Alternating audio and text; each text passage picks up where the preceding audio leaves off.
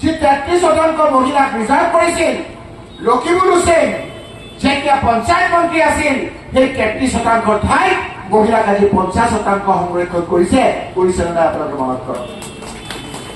অকল সেইটোৱে নহয়, জিলা পৰিষদত আজি চেয়াৰমেন আছাদুল কেইদিনমান আগলৈকে আছিল।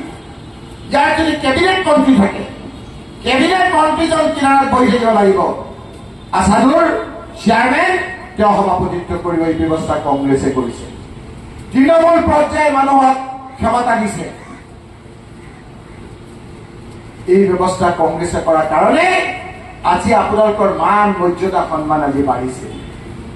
যি মহিলাই পাকঘৰত সোমাই আছিল, যাক আমি বহুতে সভালৈ আহিবলৈ নিদিওঁ, সেই মহিলাসকলক আমাৰ মতা মানুহটো মৰম কৰা আৰম্ভ কৰিছে।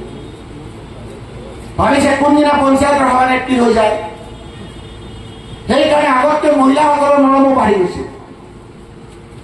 আগতে আমি যেতিয়া আহোঁ, মই পঞ্চায়তৰ মন্ত্ৰী যেতিয়া আছিলো, বহুত পুৰুষে মহিলাগৰাকীক কয় যে ৰকিবুল হুছেইন আহিব, পঞ্চায়ত মন্ত্ৰী আহিব, ইলেকশ্যন আহি আছে, তই মিটিঙলৈ নাযাও।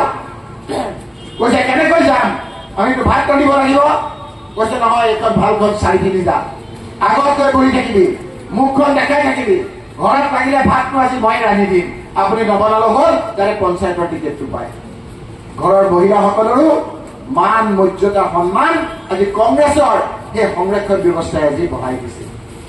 সেইকাৰণে মই আজি প্ৰতিনিধিসকলক কৈছো, আকৌ আহি গৈছে সেই সময়।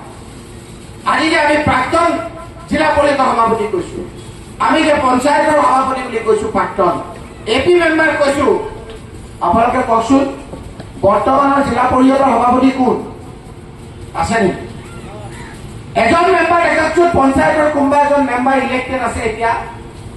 এপি মেম্বাৰ আছে, ৱাৰ্ড মেম্বাৰ আছে, কিয় নাই? কিয় নাই হিমন্ত বিশ্ব শৰ্মা চৰকাৰৰ দিনত? এইকাৰণে নাই যে পঞ্চায়তৰ ম্যাদ উকলি গ'ল, তেওঁলোকে নিৰ্বাচন কৰা নাই, হয়নে নহয়? এতিয়া কথা হ'ল কিয় কৰা নাই? ইমান প্ৰতাপী হিমন্ত বিশ্ব শৰ্মা পঞ্চায়ত নিৰ্বাচন কিয় নকৰিলা? কিয় নকৰিলে জানে? 2202টা পঞ্চায়তৰ ভিতৰত যদি নিৰ্বাচন হয় 60% কংগ্ৰেছ আৰু আমাৰ বিৰোধী পক্ষ জিকিব, তাৰ ভয়তে আজি পঞ্চায়ত নিৰ্বাচন নকৰে।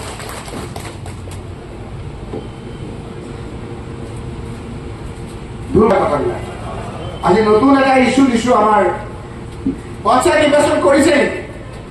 এই যে পঞ্চায়ত নিৰ্বাচন নকৰিলে, তাৰ ফলত আমাৰ কি হৈছে জানে?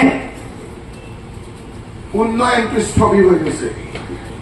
এইকেইটা দিন গাঁৱত আপোনাৰ ৰাস্তা ঘাটৰ কাম কৰি গৈছে, হয় নে নহয়? চাওক, পইচা নাই। পঞ্চায়ত নিৰ্বাচন নহলে আইনগতভাৱে দিল্লীৰ পৰা পঞ্চায়ত হবলৈ পইচা অহাটো বন্ধ। এইকাৰণে মুখ্যমন্ত্ৰী ডাঙৰীয়াই পঞ্চায়ত নিৰ্বাচন নকৰি উন্নয়ন স্থবিৰ কৰি ধাৰ লোৱা আৰম্ভ কৰিছে। যোৱাকালি 1000 কোটি টকা ধাৰ লৈছে। কেইদিনমান এৰোপ্লেনত উঠা নাছিল মুখ্যমন্ত্ৰী, চাওক পইচা শেষ হৈ গৈছিল।